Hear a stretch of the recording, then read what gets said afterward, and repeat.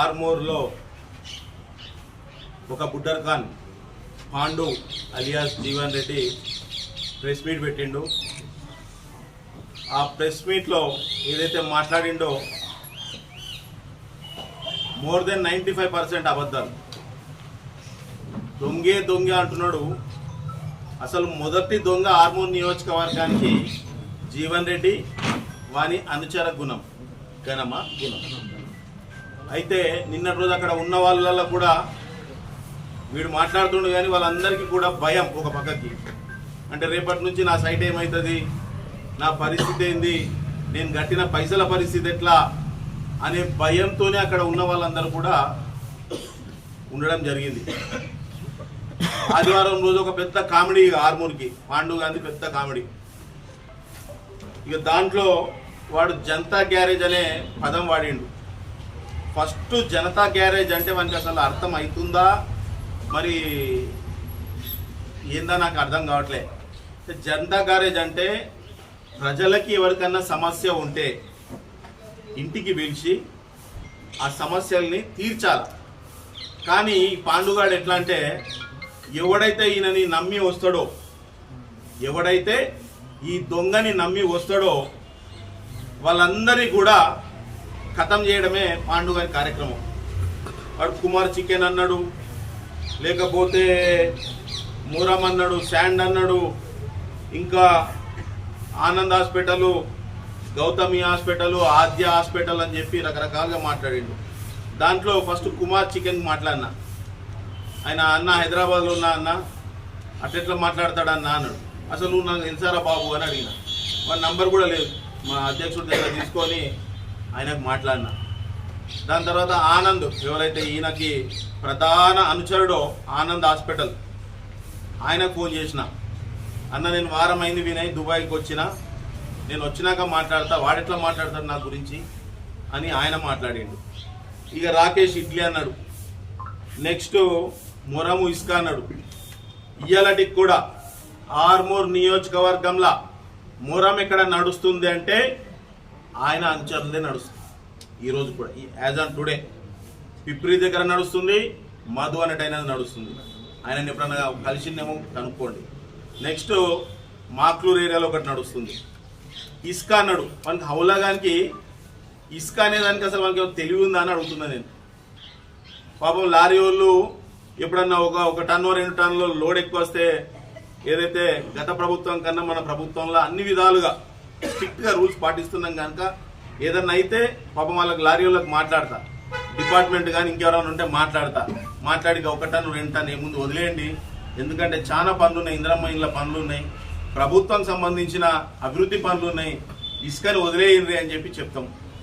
ఎప్పుడన్నా సందర్భంలో మన సిద్ధుల పుట్టకాన్నో ఎక్కడన్నా ఏదన్నా అవసరం పడితే తలవేదల్లా చాలా అయినప్పుడు 3-4 బండ్లు మనం సిద్ధుల గుట్ట మీద పుణ్యక్షేత్రానికి ఇప్పించినాం తప్ప ఈ రోజు వరకు కూడా నా సొంతంగా 1 క్వింటాల్ ఇసుక కూడా మనం ఎక్కడ కూడా టన్ను ఇసుక కూడా మనం ఎక్కడ కూడా వాడలేదు.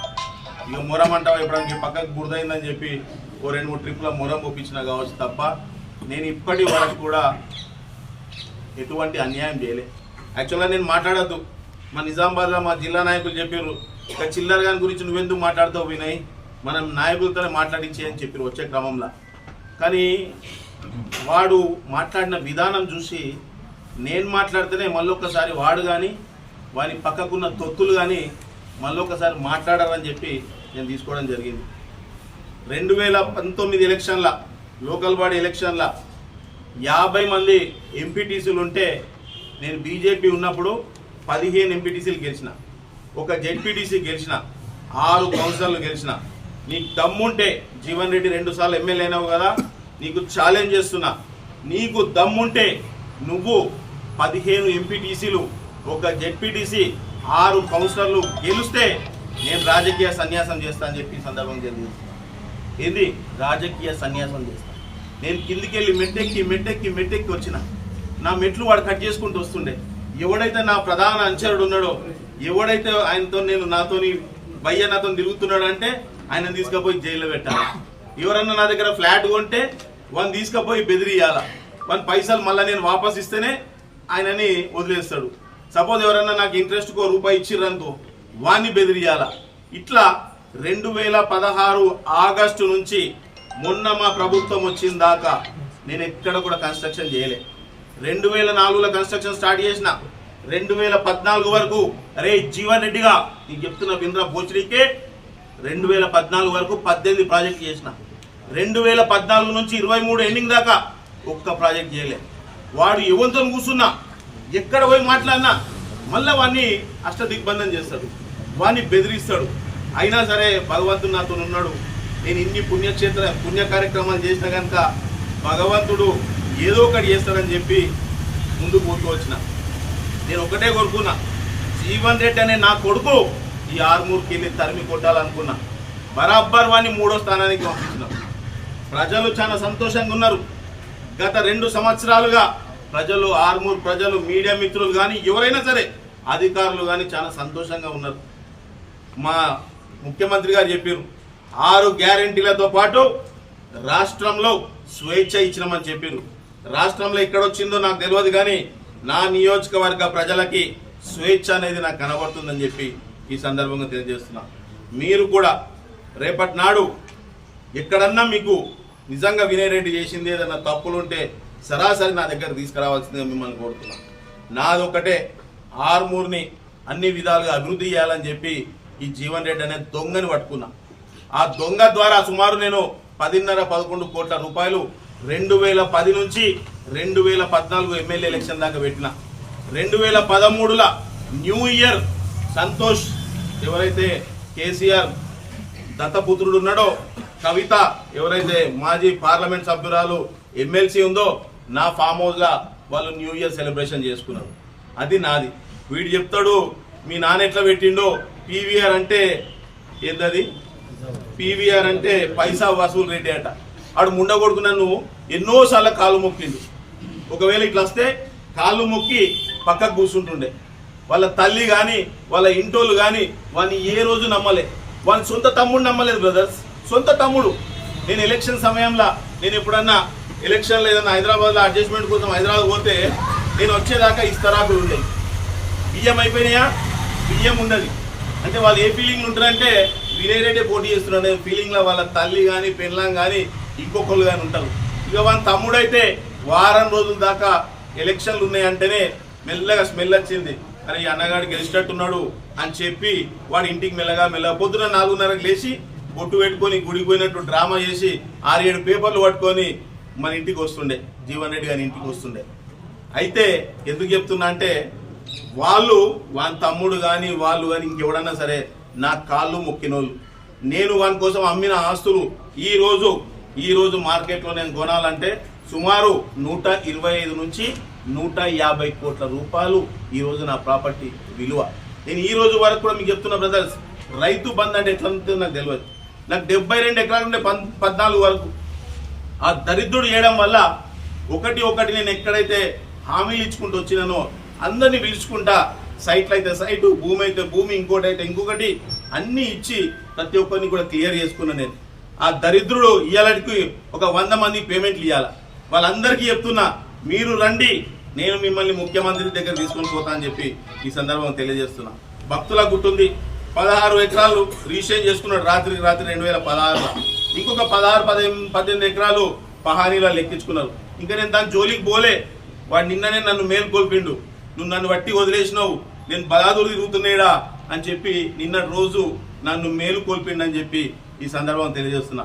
అనుకుంటుకుంటూ కావచ్చు వాడు కానీ వాడి పక్కకున్న తొత్తులు కానీ ఎవడైనా డ్రామాలు చేస్తే, ఆర్మూర్ల కబ్జాలు ఇంకొకటి అని చెప్పి చేస్తే ఎవరిని కూడా ఉపేక్షించేది లేదు. కాంగ్రెస్ ప్రభుత్వం ప్రజాపాలన తప్పకుండా ప్రజల వద్దకి తీసుకెళ్తాం కనుక మిమ్మల్ని ఎవరిని కూడా ఇచ్చిపెట్టా అని చెప్పి ఈ సందర్భంగా తెలియజేస్తున్నా.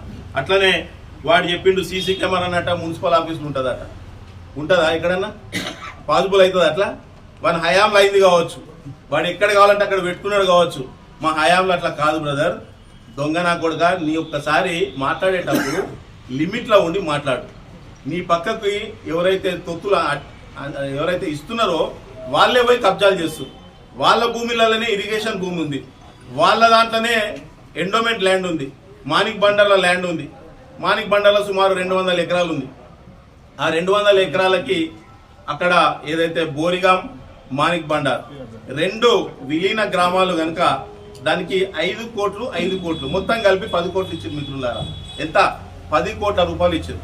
ఈ దొంగనా కొడుకు ఏం చేసిందంటే 1 రూపాయి కూడా అక్కడ ఖర్చు పెట్టకుండా ఆ 10 కోట్ల రూపాయలని ఆ ప్రాజెక్ట్ ఏదైతే మాణిక్ బండార్ దగ్గర సుమారు 200 ఎకరాల ప్రాజెక్ట్ నడుస్తుందో దానికి 2 బ్రిడ్జిలు అవసరం ఉంటే అదే నా ఇన్వెస్ట్మెంట్, దానికి నేను ఇస్తున్న 10 కోట్ల రూపాయలు అని చెప్పి 10 కోట్ల రూపాయలు దానికి ఇన్వెస్ట్మెంట్ లాగా పెట్టి సుమారు 30,000 గజాలు వాడి దొబ్బిన చరిత్ర. నువ్వురా దొంగనా కొడుకు, నువ్వు నా గురించి మాట్లాడేంత నైతిక విలువ కానీ నీకేం లేదని చెప్పి ఈ సందర్భంగా తెలియజేస్తున్నాను. లక్షల లెక్క ఎకరం మొత్తం 100 అంటే ఏమైంది? 27 కోట్లు. 27 కోట్లకు గాను కోంపల్లి బ్రిడ్జ్ దగ్గర ఈ రోజు కూడా బ్రదర్స్ ఎంత అంటే ఏమంటారు గట్టి మనిషినో చూడండి. నేను 2016లో నేను నామినేషన్ రోజు చెప్పిన, ఫస్ట్ టైం నామినేషన్ రోజు ఆ స్టేజ్ మీద చెప్పిన, అది ఏదైతే బ్రిడ్జ్ దగ్గర ఉన్న సైట్ ఉందో దాంట్లో 1500 గజాలు నా సొంతం. 1500 గజాలు నేను రిజిస్టర్డ్ డెవలప్మెంట్ అగ్రిమెంట్ తీసుకున్నా. 3000 కలిపి 8 ఫ్లోర్ల పర్మిషన్ తీసుకొచ్చిన, 55 లక్షల ఫీజు కట్టిన, కింద ఒక సెల్లార్ అయిపోయింది, సుమారు 1.5 కోటి ఖర్చు పెట్టి సెల్లార్లు స్టీల్ వేస్తున్నా. ఏసే క్రమంలో వీడేం చేసిండు, ఆ పెద్ద మనిషి ఎవరైతే శంకర్పల్లి పెద్ద మనిషి కలిసిండో సామ దామోదర్ రెడ్డి అని, ఆయనకు తీసుకొచ్చి చూపెట్టిండు. అన్న నీకు ఇలా 22,000 ఎసెప్ట్ ఇస్తా అన్న, 22,000 ఎసెప్ట్ ఇస్తా అని చెప్పి ఆయనకు అగ్రిమెంట్ చేసే రోజు వాని పేరు మీద 1 గజం భూమి కూడా లేదు. ఫ్రాడ్ నా కొడుకు, చెత్త నా కొడుకు. నేను ఇప్పటివరకు మాట్లాడలేదని చెప్పి అటు పెద్ద పెద్ద పుడింగి మాటలు మాట్లాడి నిన్న. బిడ్డ నువ్వు అనుకుంటున్నావు కావచ్చు మొత్తం నీ మీద CCSలు ఇస్తే నేను తీసుకొని బొక్కలు కూస్తారని చెప్పి కూడా ఈ సందర్భంగా తెలియజేస్తున్నా. ఏదైతే ఆయనకు అగ్రిమెంట్ చేసిన డేట్ నా దగ్గర ఉంది. ఆయన ఎవడైతే ఈ జీవన్ రెడ్డితో బాధితులు ఉన్నారో అందరు కూడా ఇంటికి రండి. వాడు చెప్తుండు వాని ఇల్లు అమ్మి కడతా అని. అరే ఓ భోజనీకి ఇది నా కిరాయిలు రా, నేను నెలకు 30,000 ఇచ్చి కిరాయి కట్టుకుంటా ఉంటున్నాను, నా ఇల్లు ఏడంతావు నువ్వు? రండి ఇక్కడ రండి. ఎవరైనా సరే జీవన్ రెడ్డి బాధితులు ఎంతమంది ఉన్నా సరే మీరు వస్తే మిమ్మల్ని అందరినీ కూడా ఒక సమయం తీసుకొని బస్సులు వేసుకొని ముఖ్యమంత్రి దగ్గర పోయి మీ సమస్యని తీర్చే విధంగా ఆల్రెడీ వాని మీద రకరకాల కేసులు అయినాయి. శంకర్పల్లి ల్యాండ్ ఇష్యూలో కేసు అయింది. శంకర్పల్లి పూర్తి అయిపోలేదు మీకు. అయితే ఏం చేసిండు వాడు, అక్కడ 100 ఎకరాలు రిజిస్ట్రేషన్ చేసిండు. వాడు నిన్న చూపిస్తుండు కదా ఆఫీసర్, ఏసీబీ పట్టిందని చూపెట్టుండి రావులేగా. ఏమన్నా ధమాకుందారా? ఏసీబీ ఎవరన్నా పంపించింది? గవర్నమెంట్ పంపించింది. ఎవరైతే అన్యాయం చేస్తున్నారో ప్రజలకి అక్కడికి ఏసీబీ అనేది పంపిస్తుంది. నీ ఇంట్లోకి వెళ్ళి నీ ఫామ్ హౌస్లోకి వెళ్ళి కేసీఆర్ ఫామ్ హౌస్లోకి వెళ్ళి రాలే, ప్రభుత్వం పంపించింది. అంటే నిజంగా ఆయన అన్యాయం చేస్తున్నాడని చెప్పి ప్రభుత్వమే పంపించింది. ఏసీబీ వాళ్ళు పట్టుకొని పోయింది. దాంట్లో ఏముందిరా, దాన్ని మాటి 10 సార్లు చూపిస్తున్నావు. ఇది చూపిస్తారు రాసుకోరి. ఇది వాడు దొంగ. వాడు ఎండోమెంట్ ల్యాండ్ 2 ఎకరాల 5 గుంటలు కబ్జా చేసిండు, 15 గుంటలు అసైన్డ్ కబ్జా చేసిండు. ఇక నేను నిన్ను వదలరా జీవన్ రెడ్డి నువ్వు అనుకుంటున్నావు కావచ్చు, నువ్వు పెద్ద పోటుగా అనుకుంటున్నావు కావచ్చు. పేపరే చూస్తలేదు, రాసుకున్నాయి, చాలా పాయింట్స్ ఉన్నాయి. చూడకుండానే అనర్గళంగా వాని మీద మీరు అడగండి. మీకు ఇట్లా రాత్రి దాకా డిన్నర్ పెట్టి మళ్ళీ మీకు రాత్రి పండుకునేదాకా చెప్తా. అసలు క్యారెక్టర్లెస్ ఫెల్లో వాడు. జీవన్ రెడ్డి అనే వ్యక్తి వినయ్ రెడ్డికి ఇచ్చింది ఒకసారి 10,000 రూపాయలు, ఒకసారి 1,00,000 రూపాయలు మాత్రమే. వింటుర్రా? ఒక 10,000 1 లక్ష తప్ప జీవన్ రెడ్డి అనే వ్యక్తి నాకు ఇప్పటి వరకు కూడా వాడు 1 రూపాయి ఇవ్వలే. అయినా కానీ వానికి కంపెనీలలో స్థానం చేసిన, వాడిని రిజిస్ట్రేషన్ చేసిన, కంపెనీలో 50% షేర్ చేసిన. 2016-17 నేను అమెరికాకు పోతే నా ఫ్యాక్టరీకి పోయి తాళం వేసి మునగోడుకు. ఇప్పుడు 2017 నేను అమెరికాకు పోతే నా మీద టీవీలలో వేపించేసిండు వినయ్ రెడ్డి అట్లా, వినయ్ రెడ్డి ఇట్లా. మరి ఏం వీకినవరా 2017 తర్వాత? ఏమైనా వీకినవా? ఏం వీకలే. ఇయాలటి కూడా మిత్రులారా చెప్తున్నా, 2017లో ఏదైతే తాళం వేసిండో ఫ్యాక్టరీకి ఈ రోజు కూడా నేను పోలే. ఈ రోజు కూడా నేను ఆ ఫ్యాక్టరీకి పోలే. నాకు డబ్బులు రావాలి, అయినా సరే పోలే, దరిద్రం దాంతో పోతుందని చెప్పి బయటకు వచ్చిన వ్యక్తిని. అందుకోసం మిమ్మల్ని ఒకటే కోరుతున్నా, మన ఫోన్ తీసేసుకొని మీరే చూసుకొని ఎక్కడెక్కడ ఉన్నాయో. నాకు ఒక ఆఫీస్ దీని ఉంటుంది, వాడి పేర్లు చెప్పిండు కదా, ఫోన్ ఇవ్వ బాబు, ఆ పేర్లు చెప్పిండు కదా. అదే ఇప్పుడు మీకైతే ఫోన్ అయితే తెలుస్తుంది కదా. ఇప్పుడు ఇదైతే నా ఫోన్, మీరు అడిగే క్వశ్చన్ అయితే క్లారిటీ ఇవ్వాలి. ఇప్పుడు వాడు ఏమన్నాడంటే HIK కనెక్ట్ అని ఉంటుంది. HIK అని చెప్పిండు. ఇగో HIK ఇది. HIKలో ఏమొచ్చింది, ఒకటేమో నా సైట్, ఇది నా సైట్, పని నడుస్తుంది. నా సైట్ అయితే నేను పెట్టుకోవాలి కదా, వాడి దొంగ మొక్క పోడు, వాడి పోడు లేనే లేడు. నెక్స్ట్ ఇది నా ఆఫీసు.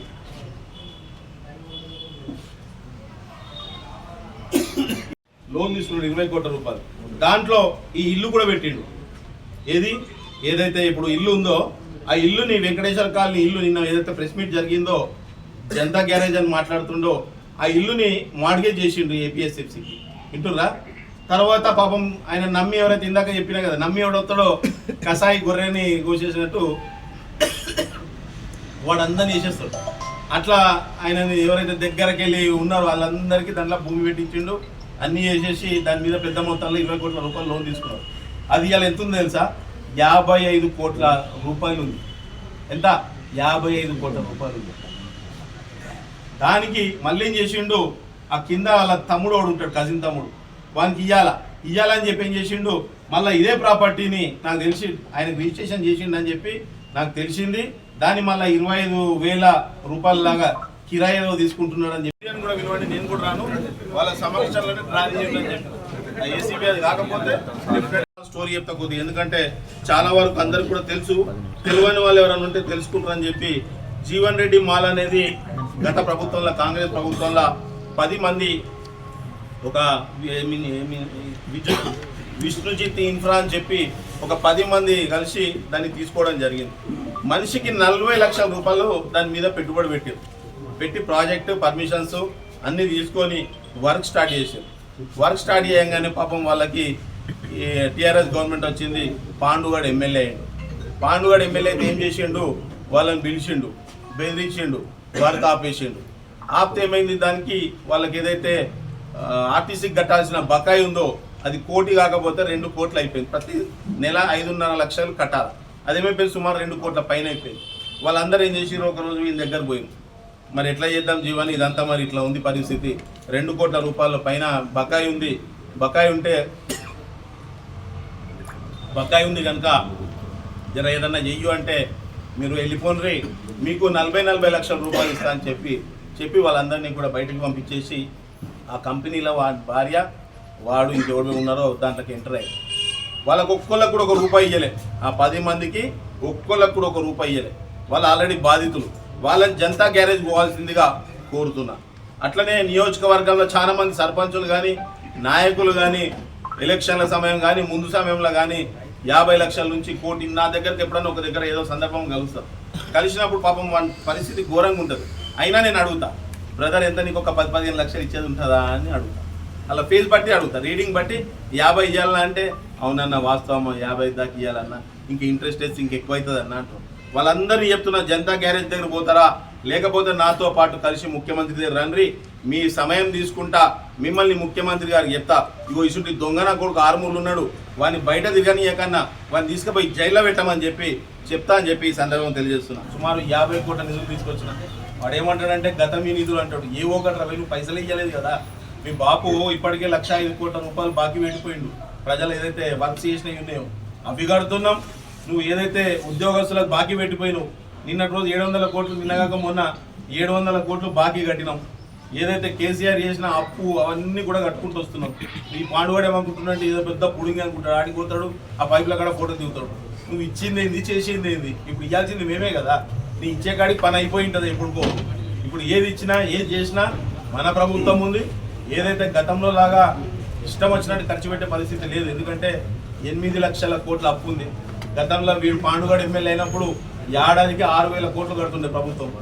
ఇప్పుడు నెలకి 6,000 కోట్ల రూపాయలు కట్టే పరిస్థితి ఉంది. అంటే ఈ పాండుగడు వాళ్ళ బాబు వాళ్ళ అన్న కలిసి ఈ పరిస్థితి తీసుకొచ్చింది. ఇంకా కేటీఆర్ని హరీష్ రావుని ఆర్లు తీసుకొస్తాడట. రమ్మని చెప్పరా చూస్తా, రమ్మని చెప్పు, ఎట్లా వస్తారో చూస్తా నేను కూడా. ఎందుకు వస్తారా భయ, అసలు నేను నవ్వుకుంటారా, నీకు అర్థమైతే లేదు. పాండుగ నువ్వంటే టీఆర్ఎస్ పార్టీలో పెద్ద జోకర్ క్యారెక్టర్.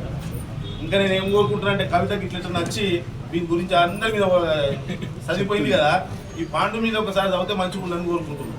మన జగదీష్ అన్న మీద, లేకపోతే ఏం పేరు అగ్రికల్చర్ మినిస్టర్ ఆయన మీద, వీళ్ళందరి మీద మాట్లాడుతుంది కదా, నేను పాండు గారి మీద కూడా ఒకసారి మాట్లాడాక నేను బట్టలు ఒకసారి ఇప్పాలని చెప్పి కోరుకుంటున్నాను. మాడతా పెట్టి లోపల పడేస్తా కొడుకు అనుకున్నావు, కానీ మళ్ళీ ఒకసారి నా గురించి కానీ ఇంకేమైనా మాట్లాడితే నీ సినిమా మొత్తం తీసి నీ మొత్తం క్లిప్పులుగా తీసి వీడియోలు చేసి బయట పెడతా కొడుక, నీ సీక్రెట్ ఏందో, నీ భాగవతం ఏందో, నీ కథ ఏందో, నీ ఇంట్లో కన్నా మరి సిగ్గుందా అని చెప్పి ఈ సందర్భంగా తెలియజేస్తున్నాను. మళ్ళొకసారి నా గురించి కానీ, మా పార్టీ మహేష్ అన్న గురించి కానీ, మా ముఖ్యమంత్రి గురించి కానీ మాట్లాడితే, సుదర్శన్ రెడ్డి గారి గురించి మాట్లాడితే కొడుక నిన్ను బట్టలు ఇస్తాం కొడుక, నా ఇంటికి వస్తావా 10,000 మందిని? నేను వస్తా కొడుక, నేను ఊళ్ళలో తిరగనియ్యా. నువ్వు అనుకుంటున్నావు గతంలోనే ఆడు ఎమ్మెల్యే ఉన్నప్పుడే మన బాద్గుణాల ఇంకేడైనా మన లక్కంపల్లిలా సారీ చిమ్రాజపల్లిలా వాడిని తిరగనీయలే, వాని శవం మోసిరు, పాడి మోసిరు కొడుక. నేను కూడా నందిపేటలో ఒక పెద్ద ప్రోగ్రాం చేసిన, పాడి వాని సచ్చినట్టు పాడి మోస్తే అందరు నవ్వుకున్నారు నందిపేట మండలంలో. నేను ఎంపీటీసీలు గెలిచి చూపెట్టరా నీ దమ్ముంటే. నేను గతంలో నా దగ్గర ఏం లేకున్నా, నా ప్రభుత్వం లేకున్నా సరే, నేను సుమారు 10 మంది సర్పంచులు, 8 మంది ఉప సర్పంచులు, మేజర్ నందిపేట గెలిచినారా? అరే ఇవన్నీ నేను సంవత్సరంన్నర నేను నందిపేటకి ఎంటర్ కానియలే. జెడ్పీటీసీ గెలిచిన, నందిపేట టౌన్లో 3 ఎంపీటీసీలు గెలిచిన, నందిపేట మండల 7 ఎంపీటీసీలు గెలిచిన. నువ్వు ఇండిపెండెంట్ ఎత్తుకపోయినా కావచ్చు, నీకు నాకు తేడా ఎంతరా? ఇండిపెండెంట్ తీసుకుపోయినా కానీ నీకు నాకు తేడా 5. అంటే నేను ఇంకొక 5 గెలితే నేను 20, నువ్వు 20. ఏముందిరా నువ్వు పెద్ద పిక్కుడు కాదు. అప్పుడు ఏం లేనప్పుడే ఇవాళ రోజు నాకు ఒక 43,000 ఓట్లు వచ్చినాయి ఎమ్మెల్యే ఎలక్షన్లో. ఎంపీ ఎలక్షన్లకు ఒకసారి 55,000 వచ్చినాయి. అంటే 55,000 ఓట్లు అయితే నాయే కదా, నాయేనా కాదా? వానికి ఎన్ని వచ్చినాయి పార్లమెంట్ ఎలక్షన్లో? 12,000 10,000 వచ్చినాయి. నీ వాల్యూ ఎక్కడుందో తెలుసుకోరా. పెద్ద పెద్ద మాటలు మాట్లాడేటప్పుడు అసలు నువ్వు ఎక్కడున్నావు, నీ స్థాయి ఏంది, నువ్వు ఈ 2 సంవత్సరాలు ఎందుకు రాలేదో ప్రజలకు చెప్తుంది. ఇప్పుడు 2 సంవత్సరాలు ఎందుకు రాలేదంటే, ప్రతి గ్రామంలో 2-3కి బొక్క పెట్టిన వాడు. సుమారు ఒక 100 కోట్ల రూపాయలు. ఒక ఆయన బంగారు సాయిరెడ్డి అని ఉంటాడు, ఆయన ఒక్కొక్కరికి 20-30 కోట్లు ఇవ్వాలి. ఇంకా నా లెక్క నేను చెప్పదలుచుకోలే. వాని దగ్గరికి వెళ్ళి ఎట్లా రావు అని చెప్పి నేను వదిలేసిన వాడిని. ఈ పాండుగాడు ఫోన్ చేసిండట. ఆయన చేసే పక్కకి ఇంకో గొంతు ఉన్నది. ఆ గొంతు వినవడంగానే ఆయనతో మాట్లాడు అన్నాడు. మాట్లాడి మేము వినేది ఇన్ఛార్జ్ తీసేస్తున్నారు కదా అని అంటున్నాడు. వానికి ఎంత సంతోషం అంటే, అరే బోసిడీకే నేను ఏడికెళ్ళి వచ్చిండ్రా, నా దగ్గర ఒక కారు నిండకపోతుండేరా 2016లో. నువ్వు ఒక దొంగన కొడుకు ఆర్మూర్లో ఉన్నా సరే మెట్టు మెట్టు మెట్టు మెట్టు ఎక్కి నేను ఇక్కడికి వెళ్ళి 3వ స్థానానికి పంపించిన. నువ్వు సుమారు లాస్ట్ మూమెంట్లో ఒక 40-50 షెట్లు వేసుట్లా ఆ 5-6 వేల ఓట్లు వచ్చినాయి. లేకపోతే అవి కూడా రాకపోతుండే. నువ్వు నాకన్నా 5,000 ఓట్లు తక్కువ వచ్చినాయి అనేది నువ్వు గుర్తుపెట్టుకోవాల్సిందిగా కోరుతున్నా. ఎంతో మందిని భయభ్రాంతులు చేసినావు. కాంగ్రెస్ అనేది 2018లో ఎలక్షన్ కాగానే ఇక్కడ ఇన్ఛార్జ్ లేకుండే. నేను బీజేపీలో ఉన్నప్పుడు నేను ఎక్కడ తిరిగినా కానీ జెండా సరిగ్గా కనబడే పరిస్థితి ఉండకపోతుండే. అట్లాంటి కాంగ్రెస్లా అరవింద్ కానీ బేకార్ కానీ చేసుట్లా బయటకు వచ్చిన పోరాబాయి నీ పార్టీ అతను నువ్వద్దని చెప్పి ఇట్లా దమ్మున్న లెక్క పడేసి కండువ బయట పడేసి వచ్చి రేవంత్ అన్న సమక్షంలో పార్టీలో జాయిన్ అయినా. ఒక నేషనల్ పార్టీలో మొదటి విడత టికెట్ రావడం అనేది అంత ఈజీ కాదు. మొట్టమొదటి 2018లో మొదటి లిస్ట్ వచ్చిన, 2023లో కూడా కాంగ్రెస్ నుంచి మొదటి లిస్టులో 4వ పేరు నా వినయ్ కుమార్ రెడ్డి పేరు మీద ఉంది. అట్లా నేను ఎలక్షన్లో పోటీ పడ్డా.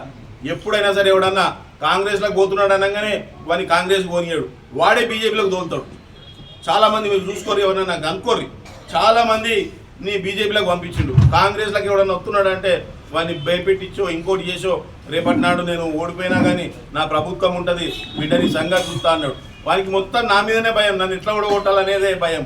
కానీ నేనేమనుకున్నా అంటే, ఏది ఏమైనా సరే ఆర్మూర్ గడ్డ మీద జీవన్ రెడ్డి అనే బోసిడీకే గడ ఓడిపోవాలనుకున్నా నేను సాధించిన అని చెప్పి ఈ సందర్భంగా. చరిత్ర సృష్టించినోడు ఇప్పుడు ఆ చరిత్రని తిరగరాయబోతున్నాడు.